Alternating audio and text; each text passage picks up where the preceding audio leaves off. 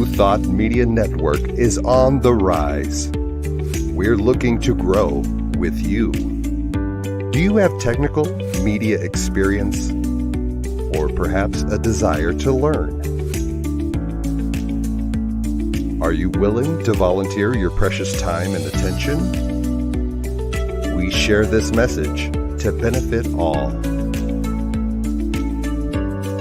If you possess a computer with a camera and a microphone, we will share our knowledge with you. Behind the scenes or being the star, let us bless our one. Contact us at info@ntmedia.org.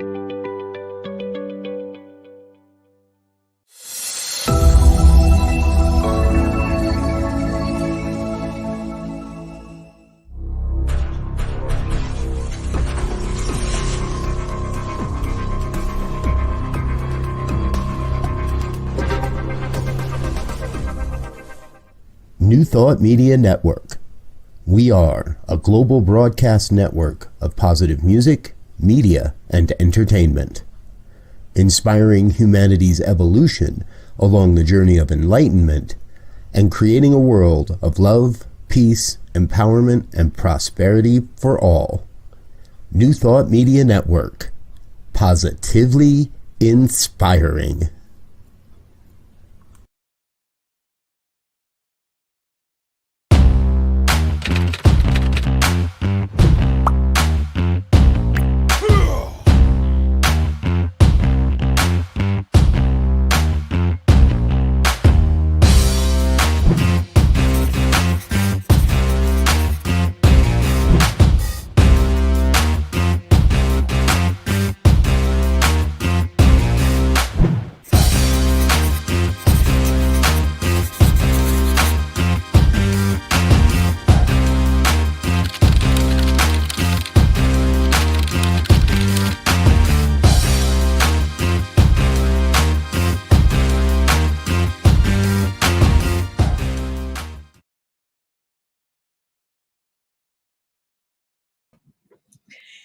Hey everybody, it's Tracy Brown, and I don't know what time it is in your time zone, but it is 9 a.m. in the Mountain Time Zone in the U.S., and that means it's time for the Saturday morning Science of Mind conversation series.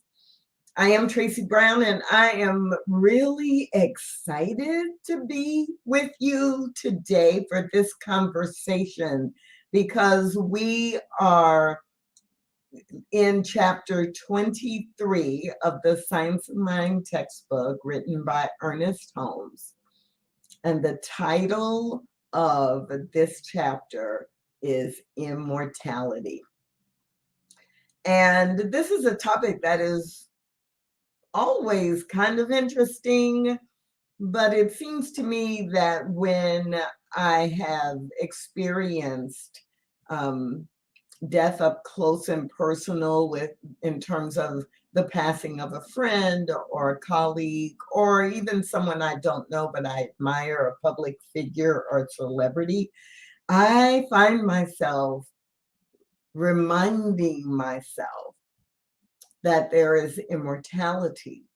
And in this chapter of the textbook, what Ernest Holmes does is he goes through a logical sequence or a linear thinking process for giving us a way to consider if we believe there is immortality or not.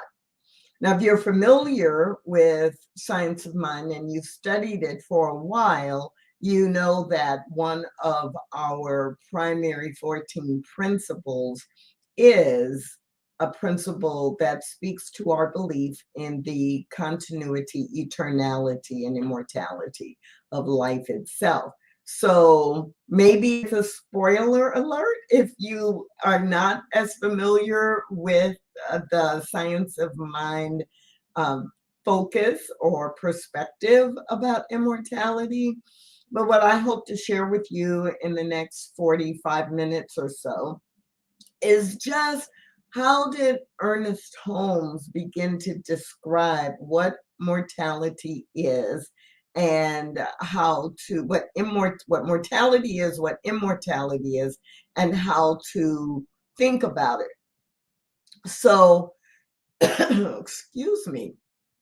And so one of the things that he does at the beginning of every chapter is that he outlines, here are the sections, here is the sequence through which I'm going to explore this topic. So at the beginning of chapter 23, that's no exception. So as we go through our time together, I'm going to share with you some quotes and some highlights from these sections. So Ernest Holmes begins by talking about the meaning of immortality, and especially the meaning of immortality of mind and spirit. Where did man or humanity come from and why? What is the body anyway? Like, what's the body and what does that have to do with mortality and immortality? And shall we have a body hereafter once we are no longer in this physical form? He also has sections on the ether of science, which I will probably spend quite a bit of time, because that section, for some reason for me, I wasn't attracted. I've never been attracted to that subtitle, the ether of science, although a lot of people who are very scientific love that title. But there are some comments and some points that Ernest Holmes makes in that section of this chapter that are super powerful, whether you lean into the science or not. And then the remaining sections are, is there a spirit communication? What about reward and punishment? Shall we rest in the hereafter? And then Ernest Holmes shares some of his personal convictions of the life eternal. So that's where we're going during our time together this morning. I want to remind you that this is a conversation, it's a sharing. And so I really want to encourage you to say hello in the chat, to meet each other. I know that we're in different groups and, some on Facebook and some on YouTube. So you may not be able to see the comments that other people are making from one of the other streams. But please feel free to share who you are and what you're getting from this. Also, if you have an example, as I share some of these quotes from Ernest Holmes, if you have an example of how that really resonates with you, or how you were in a situation where that was either helpful for you or you wish you had known that then please feel free and be encouraged to use the chat. And I may not be able to monitor the chat as much as I sometimes do, because I'm not at home base and I'm reading the textbook from my phone instead of having the book in my hand. But I don't think that is going to challenge us in any significant way. So let's dive in. In the very beginning of the chapter 23 in the Science of Mind textbook, if you just joined us, as we begin to talk about immortality, Ernest Holmes has a section called The Meaning of Immortality. And it starts off with this quote: "To most of us, immortality means that we shall persist after the experience of physical death, retaining a full recognition of ourselves and having the ability to recognize others. He goes on to write, if our full capacities go with us beyond the grave, we must be able to think consciously, to will, to know and to be known, to communicate and to receive communications. We must be able to see and be seen, to understand and to be understood. In fact, if one is really to continue as a self-conscious personality beyond this life, they can do so only if they maintain a continuous stream of the same consciousness and self-knowingness that is now possessed. This is really important because in Science of Mind, if you've been following along with us, or if you're already studying Science of Mind and Ernest Holmes' writings, then this idea of individual personality or the individualization of the eternal spirit, the individualization of infinite intelligence, the individualization, each one of us is an individualization of spirit, then, and that each one of us has a consciousness that actually is with us in everything that we do, and it drives the way that we think and that we influence our world. And we know we have this self-knowingness of the spiritual nature of our being. So Ernest Holmes in the very first paragraph says, to continue as a self-conscious, conscious of one's true self, that kind of self-conscious, that to continue as a self-conscious personality beyond this life, that can only be done if we maintain a continuous stream of this consciousness that is collectively and individually expressing. So, very first sentence, right? The meaning of immortality is about continuation. The meaning of immortality is that the soul doesn't die and that there is a continuity from one expression of the soul to the next expression of the soul.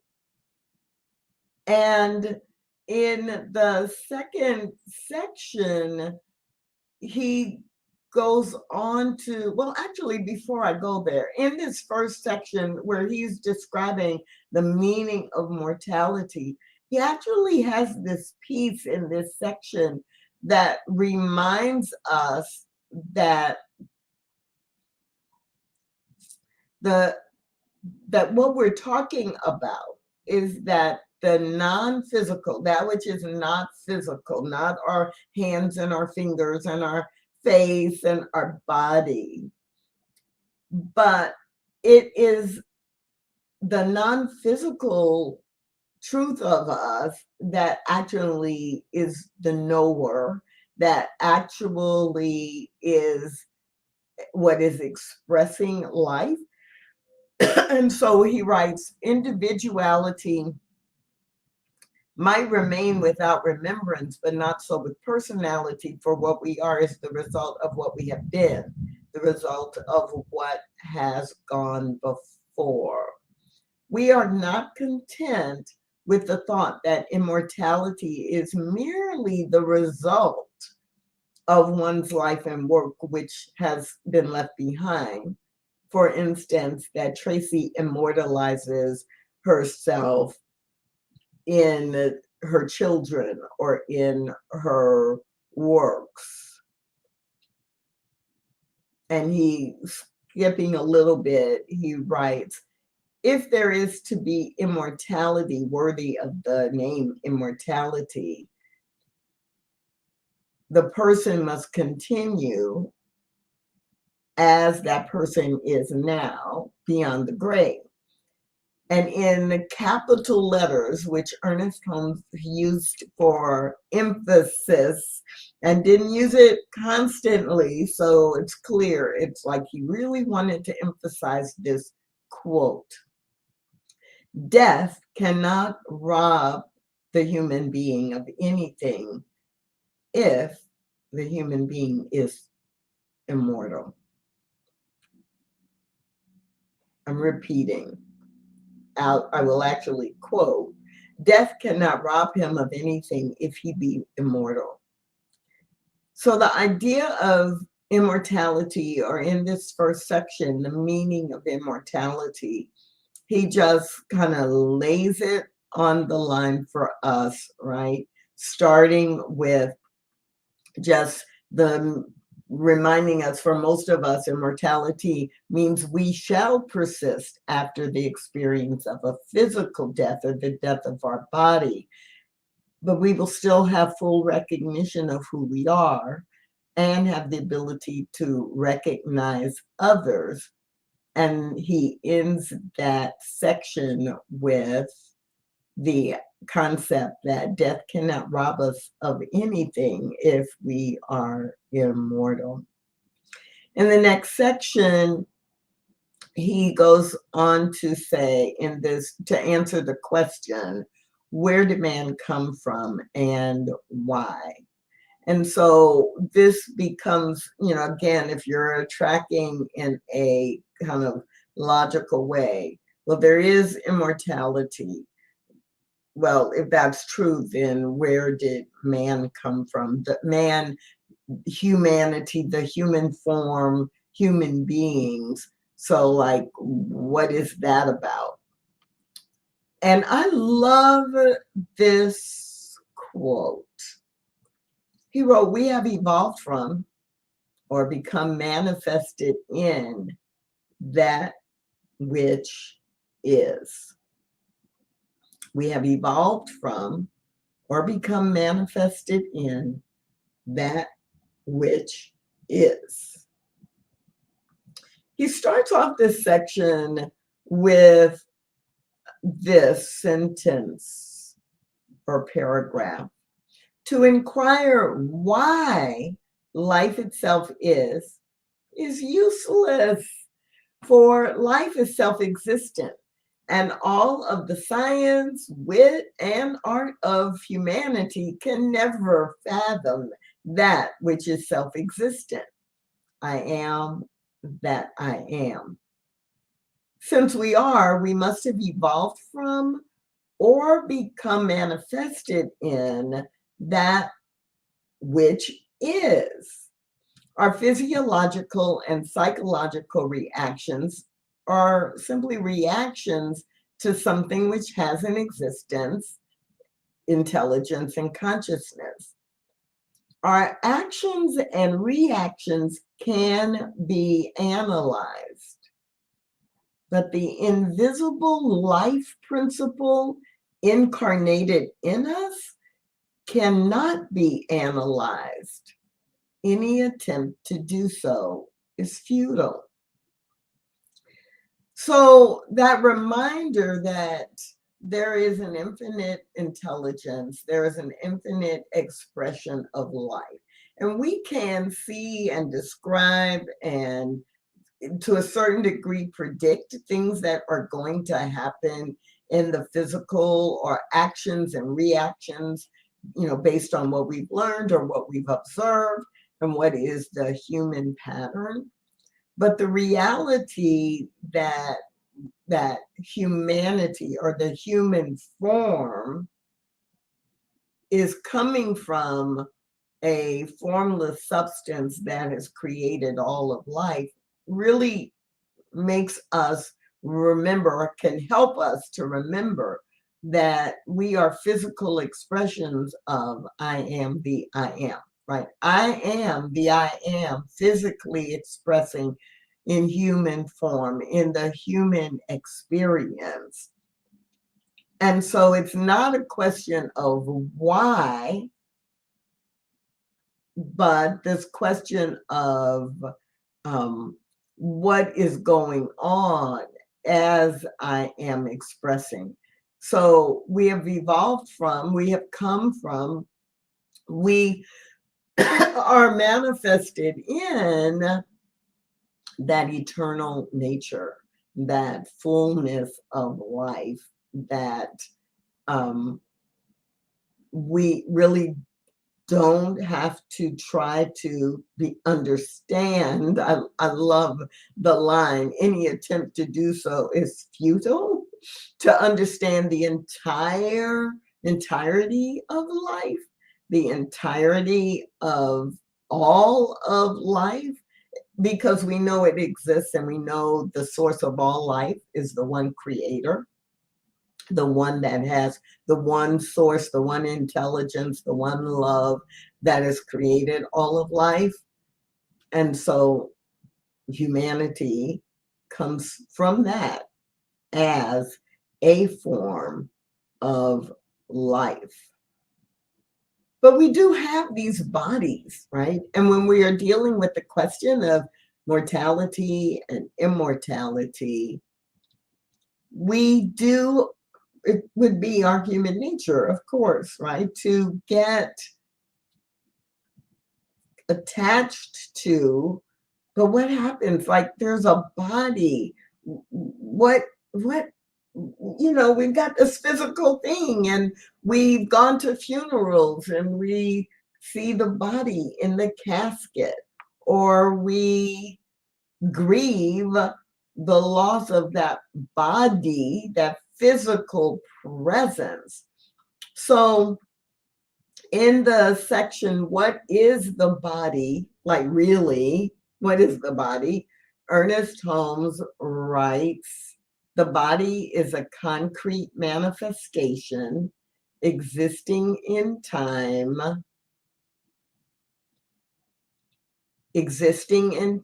and space for the purpose of furnishing a vehicle through which life may express. Repeating, body is a concrete manifestation existing in time and space for the purpose of furnishing a vehicle through which life may express itself. Now, I slow down as I read that because I really want you to take it in. Ernest Holmes writes at the beginning of that section, when humanity first awakened to self-consciousness, there was a body with a definite form, showing that instinctive life, which is God, had already clothed itself with the form of flesh. Body or form is the necessary outcome of self-knowingness, right? If you're going to have self-knowingness, right, there has to be something physical to know, physical, mental, emotional to know, because in the pure spiritual, there's no physicality. There is nothing that from a human perspective we can touch, taste, smell, feel, right? So the gift and the responsibility of self-knowingness requires some kind of form. Ernest Holmes goes on to write, in order to know, there must be something to be known. Some kind of body or expression always was and always will be, if consciousness is to remain true to its own nature, right? So again, the body is simply a concrete manifestation existing in time and space for the purpose of furnishing a vehicle through which life may express itself. So if that's true, It's a pretty logical question. Shall we have a body hereafter? So when we die, when this physical body is laid down, will there be another body, a different body, the same body? If we say we're immortal, is immortality the same as reincarnation? Ernest Holmes starts this section with these words. Through introspection, I know that I am.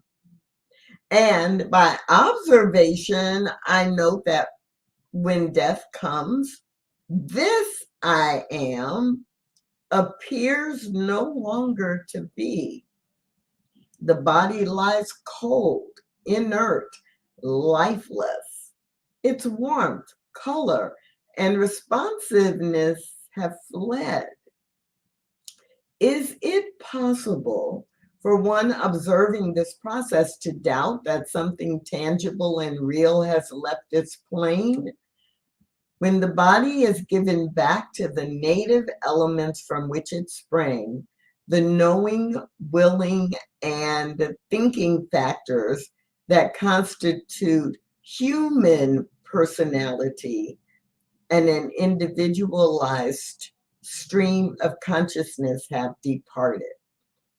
So this is, I think, one of the big challenges, and I know it has been at times for me.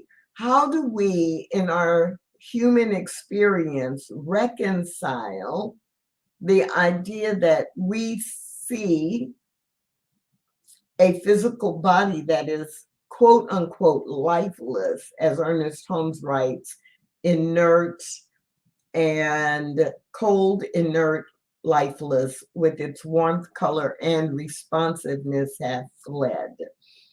And I would say for many of us, it's the idea of this person can no longer respond to us in a way that we are used to, right? They can't hug us. They can't cuss us out. They can't, bring us flowers or pitch a ball or play basketball with us.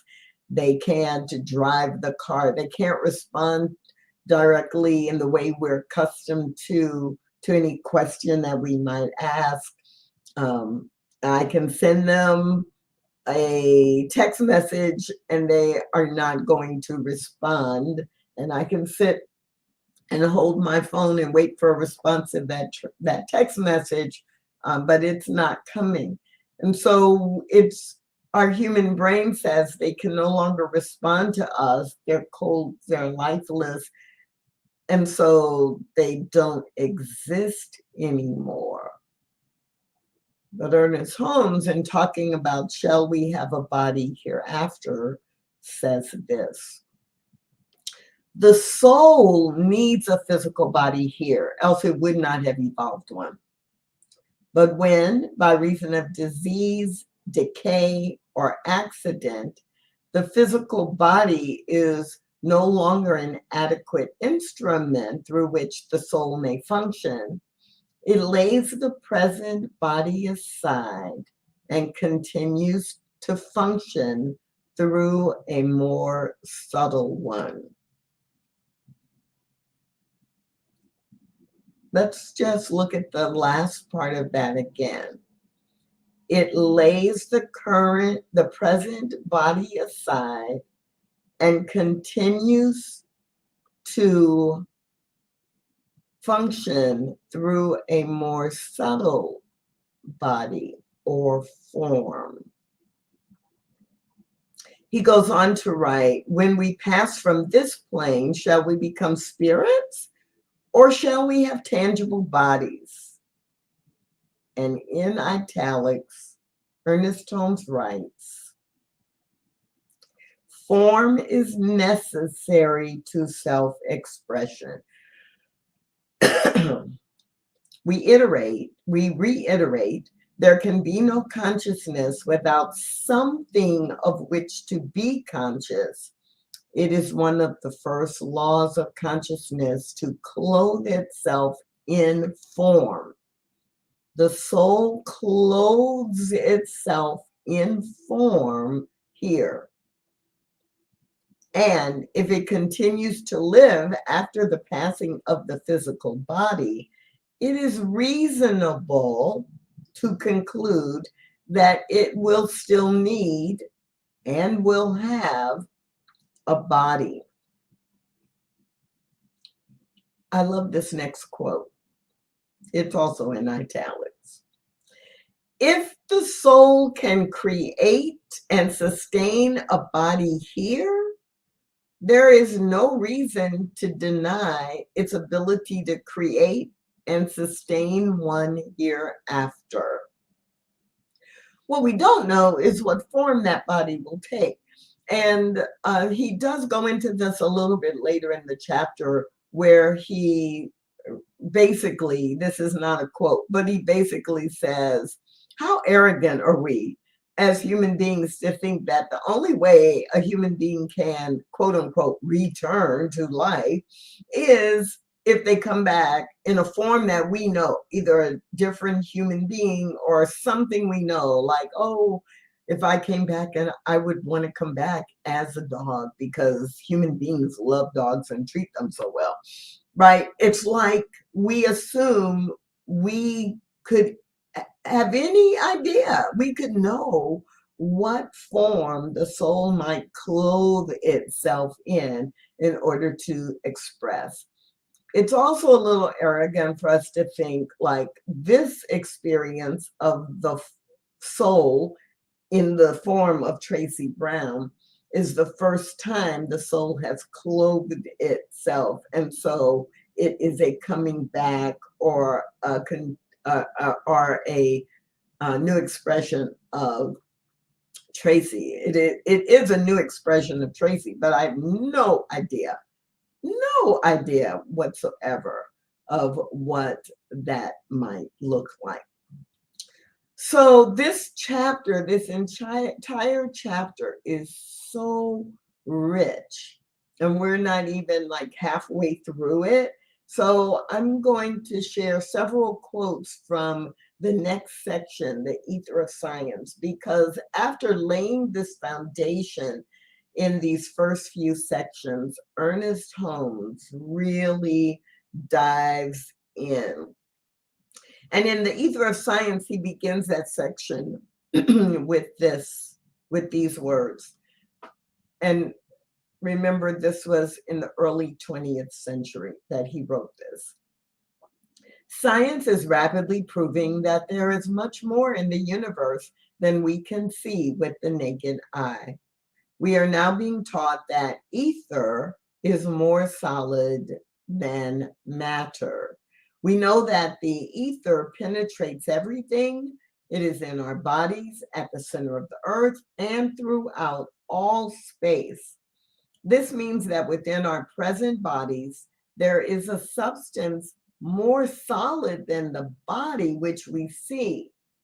This idea is very far-reaching, for it shows that we might have a body within the physical one, which could be as real as the one of which we are accustomed to think. If instinctive man, spirit, has molded the outer body in form, why should it not mold the inner one into definite form? There is every reason to suppose that it does, and no reason to suppose the opposite.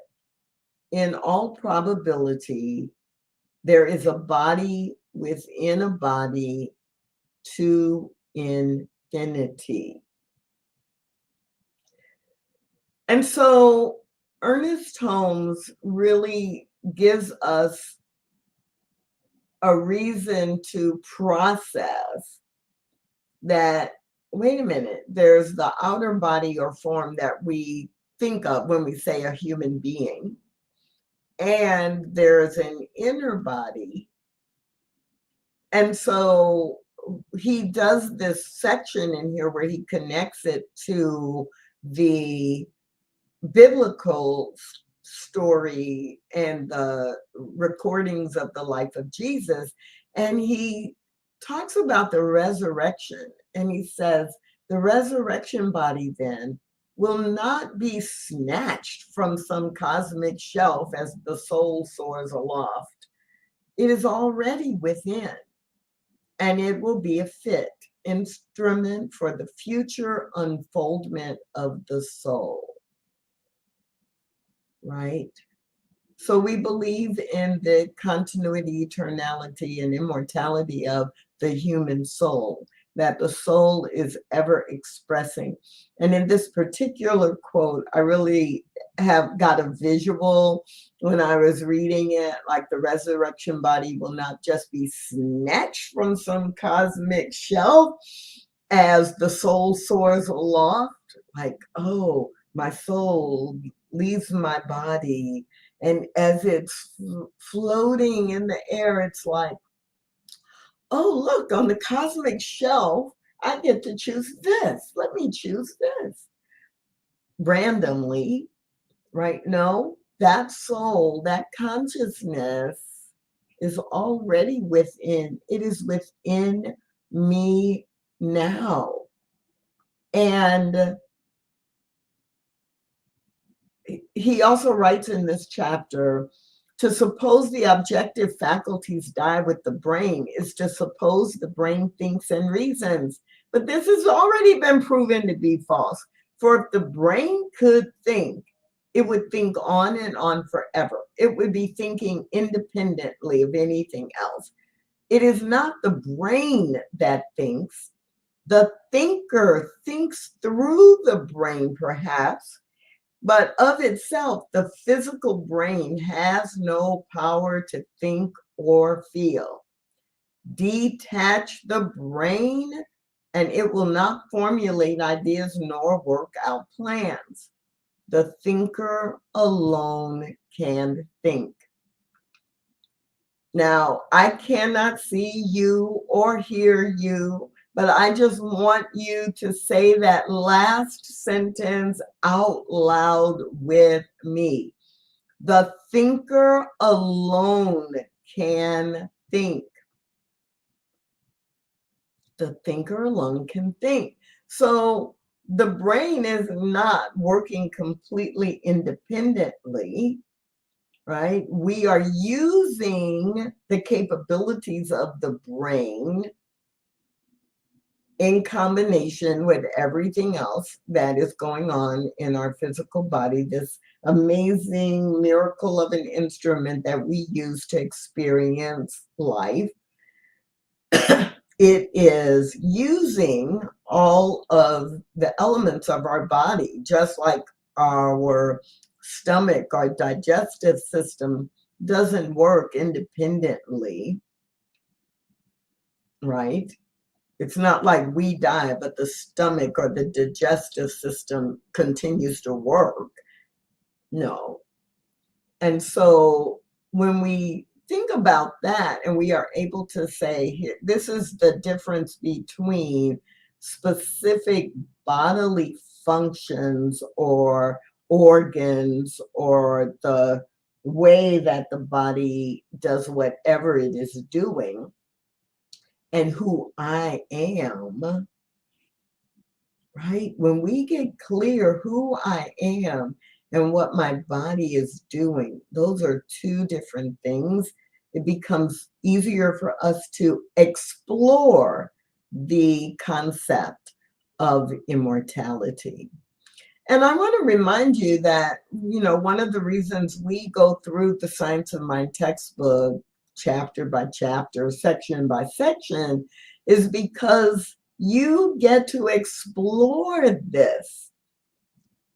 There's no requirement that you agree with it or that you memorize it and then, just regurgitate it. You get to go like, whoa, how does that resonate with me? Do I understand that? Do I agree with it? Do I want to think about it? And in order to really grasp what Ernest Holmes is saying here, there has to be an understanding of the idea that I am not my body. I am using my body, and my body exists to serve me, but all of the intricate ways that my body works, the physical body, it's working in service to my physical expression as a human being at this time. In this same section, Ernest Holmes reminds us that it's not merely pleasing and satisfactory to suppose that we pass from this life to the next in full and complete retention of our faculties. It is logical. And so just a brief word about that. Our faculties, meaning our consciousness, right? And that part of our soul, which is eternal, not our faculties of, I went roller skating last night, right? So my ability to put on my skates and roll around the rink is a physical expression in this body. And I may or may not have that same physical expression, but I will have a way to express that which brings me joy, right? Or that which has me on a journey to build skill in a certain area, right? That is the faculty that is retained, but the form of it may be and probably will be different.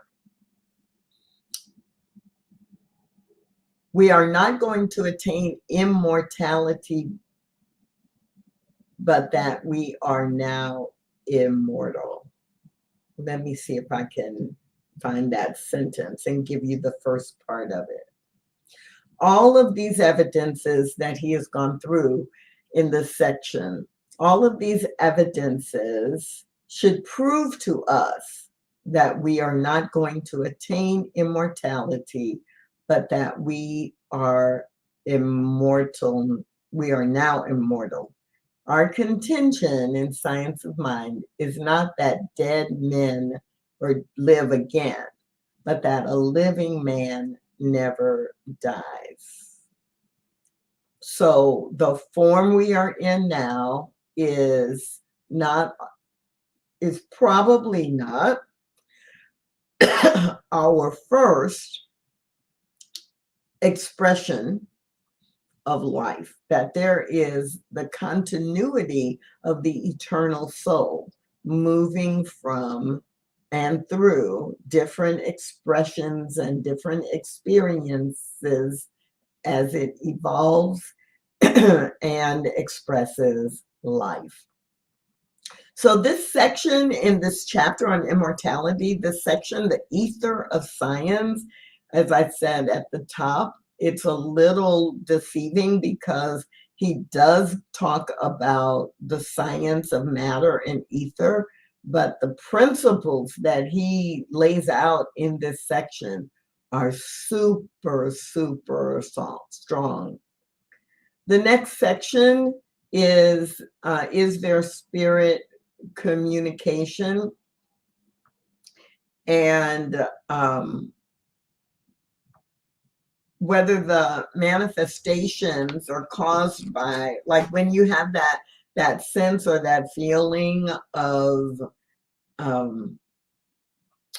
memory, or you feel you've had an experience with someone who's physically not present anymore.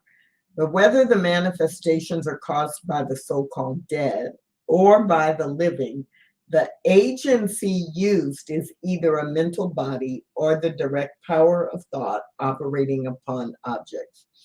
And so in this section, this is one of the places where Ernest Holmes talks about the difference between psychic and mystic, even though he doesn't necessarily use those two terms. And he does a really good job, I think, of saying, there are a lot of experiences that you may not be able to explain, but if we truly believe in immortality and the continuity of the individual soul, why would we not expect that there could be some communication in some way? And he then also cautions that we have to be clear about our understanding, because that can be misused, or there could be people who would pretend. But the bottom line, that it would be possible to communicate with someone who has passed, or to receive guidance, to have some sharing, that if you could do that in the physical, of course you could be able to do that in the eternal. So that's a really interesting part of the chapter. And then he goes on to answer the question, what about reward and punishment? And reminds us that God neither punishes nor rewards. Such a concept of God would create an anthropomorphic dualism, a house divided against itself. Now, it just so happens that anthropomorphic is one of my favorite words when we're talking about spiritual principle or God or spirit, partially because I just like to say it. But a lot of times I find in classes that people are like, what does that mean? Anthropomorphic is we put human qualities on God. Whereas God is absolute, God is infinite, God is eternal. But we transfer, or try to transfer, human qualities and experiences into this eternal experience. So the only way that God would punish or reward would be, that's a human thing, right? If spirit is creating everything, and everything that comes from spirit is good, right? God is good expressing, good is God expressing, then it's in the human psyche and the human form that we seek reward, or we expect punishment. So putting that entire anthropomorphic mindset onto God creates dualism, good and bad, for and against. And spirit doesn't have that. And so Ernest Holmes does a really good, I think, a helpful reminder that, of course, if we say that spirit is all and all good, there would be no reward and punishment. But he does write in this section about how we create our own punishment, because we are creating like the society standards, and we create these structures, but they're not God ordained structures. They're the ones that we create. So our time is really running out, but I have just enough time to just give you a preview of what's in the remainder of this chapter. And so he has a section about the personal convictions of a life eternal. And let me see, did I skip? Yes. Shall we rest in the hereafter? This section, I think this summarizes it really well. Ernest Holmes writes, our place hereafter will be what we have made it. If we have lived in accordance with the law of harmony, we shall continue to live after this divine law. If we have lived in some other way, we shall continue to live that way until we wake up to the facts of being.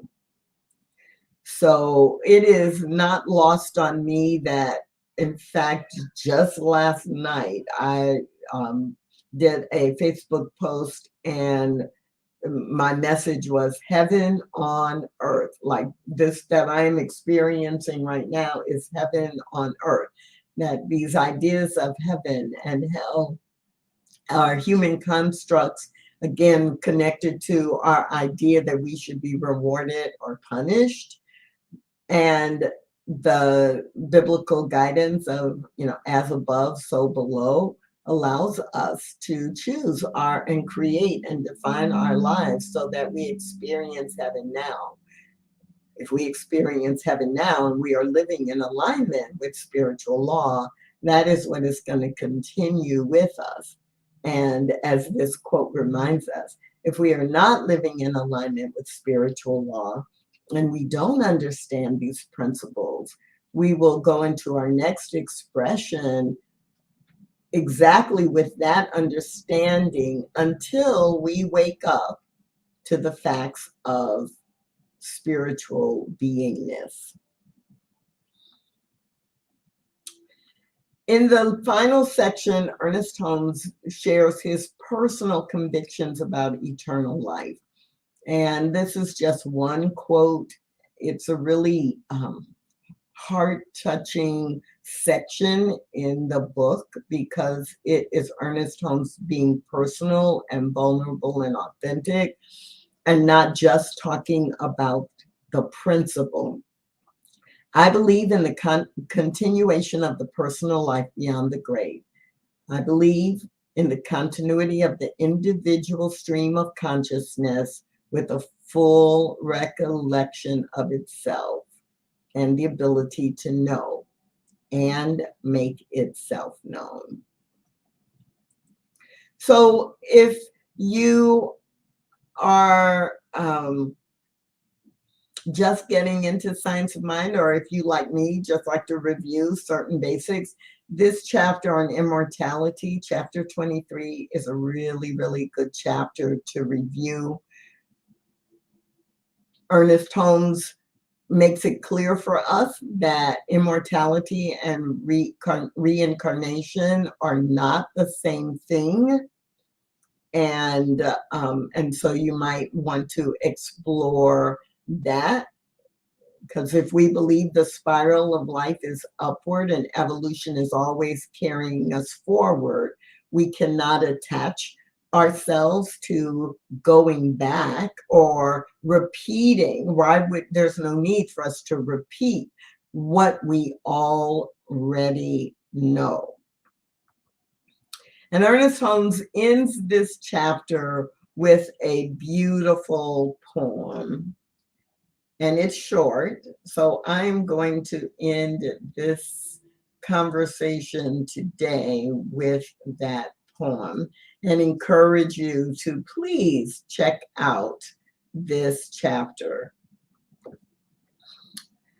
Ernest Holmes writes, "When death shall come, and the spirit freed shall mount the air, and wander afar in that great nowhere, it shall go as it came, freed from sorrow, sin, and shame, and naked and bare through the upper air shall go alone to that great nowhere. Hinder not its onward way, grieve not or over its form of clay. For the spirit, freed now from clod, shall go alone to meet its God." My name is Tracy Brown. I hope this review of chapter 23 in the Science of Mind textbook was helpful for you. And don't forget, every Saturday morning at 9 a.m. Mountain Time, one of us from the team will be here to talk about science of mind principles and what we teach. In the meantime, please join in to other programs and other music and highlights that you can find on the New Thought Media Network. We are here for you all week long. On behalf of everyone at New Thought Media Network, thank you for being a member of our virtual family. Your financial contributions help share the New Thought message with people from around the world. Please visit and contribute at www.ntmedia.org/donate. New Thought Media Network. Come be you. And please like, share, and subscribe. Until next time, peace and blessings.